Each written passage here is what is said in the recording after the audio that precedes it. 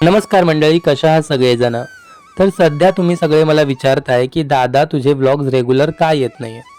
तर तुमच्या दादाला सध्या कामाचं इतकं प्रेशर आहे की त्या कामातून डोकं वर काढायलाच वेळ नाही आहे.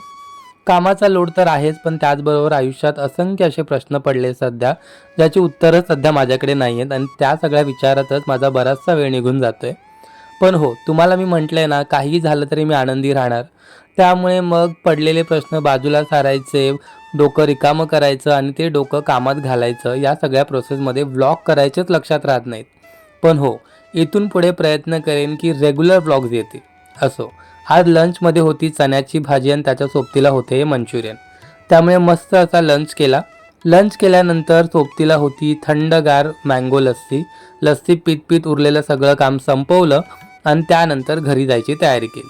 आता घरी जाण्याची एक्साइटमेंट आज थोडी जरा जास्तच होती, कारण आज मी डायरेक्ट घरी नाही जाणार आहे, तर मी गेलो होतो आज ऑफिसनंतर ठाण्याच्या या लोकल मार्केटमध्ये. आता लोकल मार्केटमध्ये का, तर प्रियंका आणि चार्वीचा दिवाळीचा ड्रेस जरी फायनल झाला असला ना, तरी बायकांना सणवार म्हटलं की त्या ड्रेसवरती मॅचिंग ज्वेलरी, ॲक्सेसरीज असं सगळं लागतं आणि त्या सगळ्या खरेदीसाठी आज मी मार्केटमध्ये आलो आहे.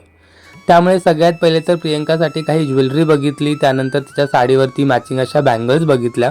आणि खरं सांगू, एरवी प्रियंकाबरोबर खरेदीला गेल्यानंतर किती वेळ लागतो या बायकांना हा विचार करून वैतागलेलो मी आज मात्र लेकीसाठी आणि बायकोसाठी अगदी सगळ्या गोष्टी निरखून पारखून वेळ काढून घेत होतो.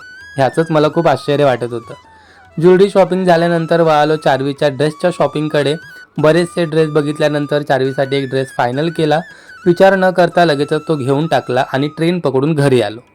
पण एवढ्याने कुठलं आपलं समाधान होतं आहे. घरी गेलो, बॅग ठेवली, सगळं थोडंसं आवरलं, हातपाय धुतले आणि लगेचच बस पकडून मी बाहेर पडलो.